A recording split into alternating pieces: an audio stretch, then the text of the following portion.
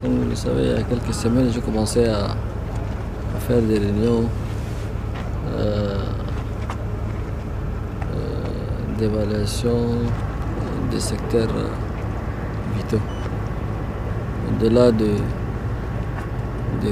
comptes rendus qui m'ont été faits, des orientations que j'ai données, il était important pour moi de venir constater moi-même les réalités sur le terrain. D'après le compte rendu que j'ai eu, j'étais vraiment optimiste. Mais là, avec ce que je vois, je suis vraiment déçu. Je suis déçu parce que le compte rendu qu'on m'a fait et ce qui est réel sur le terrain est complètement différent. Et je vais être honnête avec le peuple tchadien. Très honnête. Même là, ils disent qu'ils vont finir en mars pour éjecter les 32 MW de la centrale thermique. Mais je suis pessimiste. Je suis pessimiste. Donc c'est pour ça d'ailleurs que j'instruis le ministre de l'énergie et le DG de la SNU. Vous prenez vos responsabilités. Vous prenez vos responsabilités. Je ne veux plus de fausses informations. Je ne veux plus de faux rapports. Rester au bureau, faire des faux rapports, nous envoyer des faux rapports, faire des réunions avec des chiffres qui ne correspondent pas à la réalité, ce n'est pas normal, monsieur le ministre. Quand on a fait la dernière fois la réunion, il était question qu'en février, la centrale normalement doit injecter l'électricité de 32 MW à N'Djamena. Mais là, ce que je vois, ce n'est pas le cas. Et ça, c'est pas normal. Et ça, c'est pas normal. Et c'est la même chose pour la route. J'ai fait 1 heure pour venir ici. 1 heure de temps. Un contrat qui a été signé il y a plus de 2 ans, je crois. On me dit que les travaux avancent et sur le terrain, j'ai pas vu de route bitumée. J'ai pas vu de route bitumée. En tant que j'agais, aujourd'hui, j'ai vu et j'ai expérimenté. Et je comprends la souffrance des usagers tchadiens.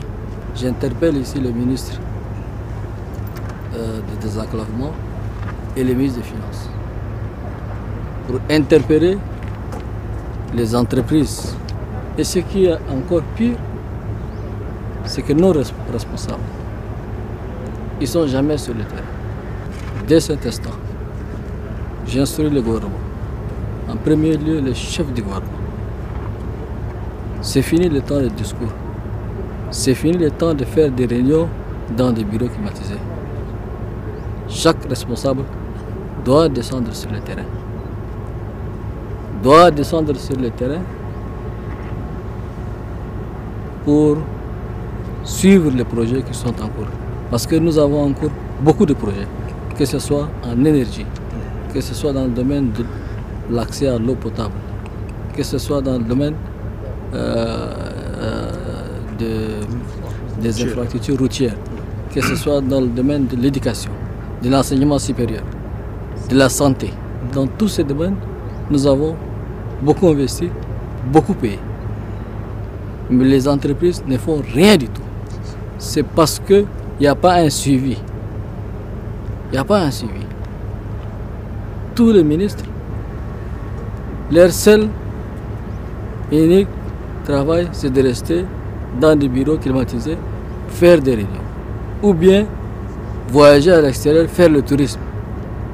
Aller faire, je ne sais pas, aller à des séminaires, ou je ne sais pas, des colloques qui nous amènent rien du tout. Alors que tout cet argent qu'ils sont en train d'utiliser pour voyager à l'extérieur peut servir à changer beaucoup de choses. Ensuite, au lieu d'aller à l'extérieur, il y a beaucoup de choses à faire ici. Les ministres doivent descendre sur le terrain, non seulement à N'Djamena, mais sur l'ensemble du territoire national, pour évaluer, suivre leurs projets, mais en même temps, écouter les populations. Parler avec le chat profond. C'est ça notre devoir en tant que dirigeant, en tant que responsable. Et cela est valable pour moi aussi et pour les membres du gouvernement. À partir d'aujourd'hui, c'est le temps de l'action. Je voudrais aussi demander à mes compatriotes de soutenir la SNU. Vous savez, la SNU est une entreprise. Pour qu'une entreprise puisse marcher, il faut que les clients payent.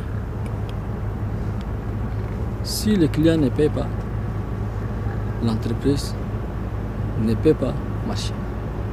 Et l'entreprise ne peut pas produire aussi. En commençant par les bâtiments publics. En premier lieu, la présidence. Elle aussi, elle doit payer. En commençant personnellement, privé, ma maison aussi, je dois payer. Tout le monde doit payer. Tous ceux qui sont connectés à la SNU doivent payer. Et je voudrais aussi dire aux agents de la SNU, les temps ont changé. Ouais. Ils doivent changer de comportement. Ils doivent changer de comportement. Face 7, une autre facette de l'information au Burkina Faso.